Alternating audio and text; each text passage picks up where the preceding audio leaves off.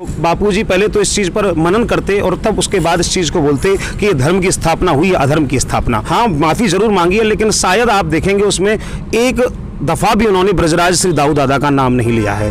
तो अभी निकट भविष्य में जिस प्रकार की जो वक्तव्य दिया है वो अशोभनीय है।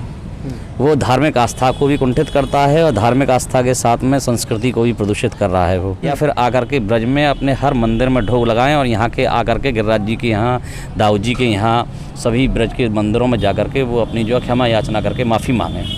मुरारी बापू ने योगेश्वर भगवान श्री कृष्ण के बारे में जिन शब्दों का प्रयोग किया उसको लेकर न सिर्फ ब्रज क्षेत्र बल्कि समूचे हिंदुस्तान में और हिंदुस्तान के बाहर भी जो लोग सनातन में अपनी आस्था रखते हैं विशेष आपत्ति हुई, कष्ट हुआ और कुछ लोगों ने देश के तमाम हिस्सों में उनके खिलाफ पुलिस में कंप्लेंट दर्ज कराई।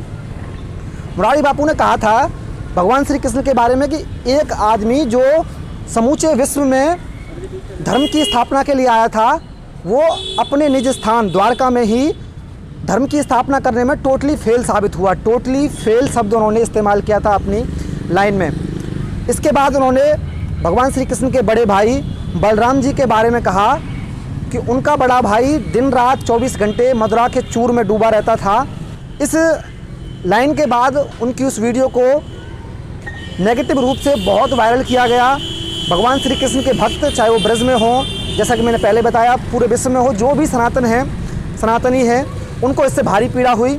और उसी की श्रृंखला में मेरे साथ यहाँ के जो दान घाटी मंदिर के सेवायत हैं वो मौजूद हैं, वो इस पर अपनी प्रतिक्रिया देना चाहते हैं। इसलिए प्रभु, क्या नाम है आपका? मनीष शर्मा। मनीष शर्मा जी, मुरारी बापू के खिलाफ आप किस तरह का एक्शन चाहते हैं? अब इसके बाद आपको क्या कष्ट क्या है? पुलिस साहब बात खिलाफ की और उसकी नहीं है, बात धर्म और संस्कृति को प्रदूषित करने की है। मुरारी बापू भारतीय संस्कृति के एक वाहक हैं, प्रचारक हैं जी। भारतीय संस्कृति को विगत आधे दशक से उन्होंने काफ़ी प्रचार प्रसार में राम जी के चरित्र को उन्होंने काफ़ी उजागर किया, जाकि प्रचार प्रसार किया। लेकिन जिस प्रकार से उन्होंने अभी निकट भविष्य में जिस प्रकार की जो वक्तव्य दिया है वो अशोभनीय है। वो धार्मिक आस्था को भी कुंठित करता है और धार्मिक आस्था के साथ में संस्कृति को भी प्रदूषित कर रहा है वो। ये मैं नहीं कहता कि उन्होंने किस भाव में कहा और क्यों कहा, लेकिन ये आम जनता में जिस प्रकार से गया है वो शोभनीय नहीं है। किस प्रकार से गया है आम जनता? जिस जनता ने उसको नेगेटिव ही लिया है और नेगेटिव ही उनका वक्तव्य भी था। महत्वपूर्ण बात यह है कि उन्होंने जिस भी भाव में कहा, लेकिन भाव इम्पोर्टेंट इसलिए नहीं होता है, तो या तो वो इसको उजागर करें या फिर आकर के ब्रज में अपने हर मंदिर में ढोल लगाएं और यहाँ के आकर के गिरिराज जी के यहाँ, दाऊ जी के यहाँ, सभी ब्रज के मंदिरों में जाकर के वो अपनी जो क्षमा याचना करके माफ़ी मांगें। माफ़ी के लिए अपना वो वीडियो एक दे चुके हैं, तो यही आना ज़रूरी है। देखिए, इस प्रकार से यूट्यूब पे कर देना वो सब चीज़ें जायज़ नहीं है, लेकिन जिस प्रकार से जो यहाँ ब्रज में खास तौर पर मैं ब्रज की बात कहूँगा कि ब्रज में भगवान श्री कृष्ण और बलदाऊ जी के प्रति विशेष आस्था है जी। यहाँ जो लोगों के मन में जो उनकी छाप गई है वो कम से कम नेगेटिव ही गई है और इस छाप को धोने के लिए उनको यहाँ आना चाहिए और आकर के यहाँ हर मंदिर में ढोल लगा करके मंदिर में और अपनी जो क्षमा याचना करते हुए अपना वक्तव्य स्पष्ट करना चाहिए कि भाई मैंने जो भी किया वो इस मत से नहीं था या इस मत से था। वो कम से कम यहाँ आकर के अपनी स्पष्ट उजागर करें।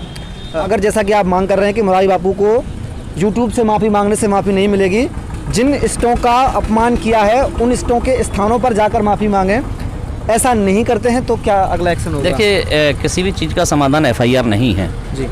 ना ही कानून के पास में इस प्रकार का कोई नज़रिया है कि वो इस चीज़ को जो बिल्कुल डिस्ट्रॉय कर सकें। इस चीज़ को जो एक सबूत बन गया वो बन ही गया, लेकिन आदमी जब स्वतः प्रायश्चित करता है वही सबसे बड़ी उसकी सज़ा होती है। इसलिए मैं सज़ा तो नहीं कहूँगा क्योंकि वो बहुत बड़े विद्वान व्यासपीठ पर बैठे हैं, लेकिन जिस प्रकार से ये किया गया है उससे ना तो एफआईआर से उसका कुछ होगा, क्योंकि मन में बैठी हुई टीस को सिर्फ प्रायश्चित से ही दूर किया जा सकता है। मन में बैठी हुई टीस को किसी भी प्रकार की एफआईआर से दूर नहीं किया जा सकता। भगवान श्री कृष्ण त्रिलोकी के नाथ हैं, सर्व सामर्थ्यवान हैं। यदि वो सामर्थ्य का प्रयोग इस चीज़ में करते, वो चाहते तो अपने वंश की रक्षा भी कर सकते थे, लेकिन उन्होंने धर्म की रक्षा की और धर्म की रक्षा करते हुए उन्होंने ये सिद्ध किया कि यदि मेरा स्वयं का अंश भी और मेरा बालक, चाहे वो मेरे पुत्र ही क्यों ना हो, मेरे भाई ही क्यों ना हो, यदि वो कुमार्ग में जाएंगे, वो यदि संत का अपमान करेंगे, वो यदि ब्राह्मण की निंदा करेंगे, ब्राह्मण का अपमान करेंगे, तो उनका भी वही असर होगा जो सर्व सामान्य का होता है। तो बापूजी पहले तो इस चीज़ पर मनन करते और तब उसके बाद इस चीज़ को बोलते कि ये धर्म की स्थापना हुई या अधर्म की स्थापना। किसी सामर्थ्यवान व्यक्ति का अपने अपने पुत्र के द्वारा गलत कार्य करने पर भी, अपने संतान के द्वारा गलत कार्य करने पर भी उसको यथोचित दंड प्रदान करवाना, ये धर्म ही होगा। दूसरी बात मैं ये कहना चाहता हूँ कि उनकी भावना, उनके इस वक्तव्य से ब्रजवासियों को, खासकर दाऊ जी के भगत और श्री कृष्ण के भगत, ये जो ब्रजमंडल है और ये पूरा ब्रजवासी हैं, उनकी भावनाएं जिस स्तर पर आहत हुई हैं, तो उन्होंने भी वही अपराध किया है जैसा 56 करोड़ यदुवंशियों ने किया था। तो जैसा अभी भैया ने बताया कि प्रायश्चित से बड़ा कोई अपराध नहीं है, तो मैं उनसे यही निवेदन करूंगा कि वो ब्रज में आए, ब्रज की धूल को मस्तक पर लगा करके ब्रजेंद्र नंदन के समक्ष, ब्रजराज श्री दाऊ जी के समक्ष, उन्होंने कहा कि दाऊ जी दिन भर पीते थे, रात भर पीते थे। अब वो क्या पीते थे, हैं? वो श्री भगवान श्री कृष्ण के रूप को, नीला नाम को पीते थे अथवा किसी मदिरा को पीते थे।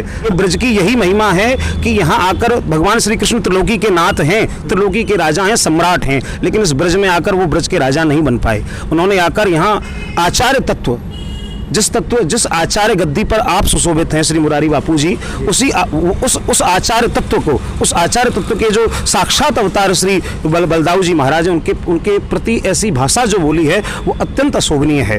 तो श्री ब्रजराज हमारे दाऊ दादा हैं और दाऊ दादा के प्रति उन्होंने जो अशोभनीय टिप्पणी की है उससे हमारा हृदय अत्यंत व्यथित है।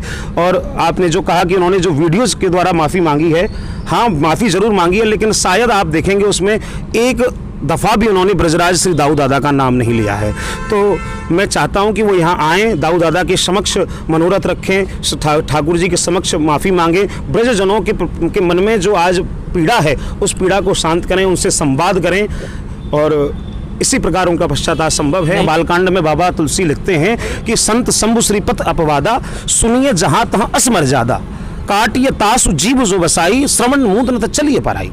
कि संत शंभु श्रीपति विवादा, सती चरित्र में कहती हैं सती जी कि जहाँ पर संत की, भगवान शिव की और श्रीपति, श्रीपति अर्थात रमापति कौन है? श्री कृष्ण। श्री कृष्ण ही लक्ष्मी नारायण भगवान के अवतार हैं।